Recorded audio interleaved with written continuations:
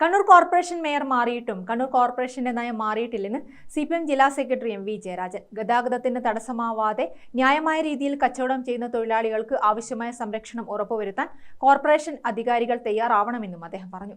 വഴിയോര കച്ചവട തൊഴിലാളി യൂണിയൻ CITU ജില്ലാ കമ്മിറ്റിയുടെ നേതൃത്വത്തിൽ നടന്ന കോർപ്പറേഷൻ ഓഫീസ് മാർച്ചും ധർണയും ഉദ്ഘാടനം ചെയ്ത് സംസാരിക്കുകയായിരുന്നു അദ്ദേഹം. സർക്കാർ ഉണ്ടാക്കിയ നിയമത്തിന്റെ അടിസ്ഥാനത്തിലുള്ള നയമാണ്.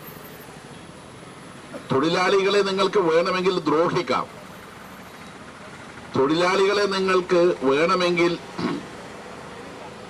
അവരെ ജോലിയിൽ നിന്ന് പിരിച്ചുവിടാം.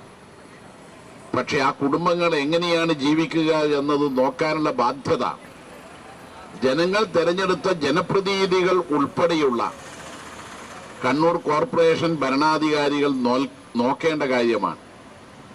അതുകൊണ്ടാണ് ഈ സമരമൊന്ന് ജനങ്ങളുടെ സമരമാണ് എന്ന് പറയുന്നത്. ഈ സമരത്തിൽ ഉന്നയിക്കുന്ന പ്രശ്നങ്ങൾ തികച്ചും ന്യായമാണ്. ഇവിടെ തൊഴിലെടുക്കുന്ന വഴിയോര കച്ചവടക്കാർ സാമൂഹ്യദ്രോഹികളല്ല.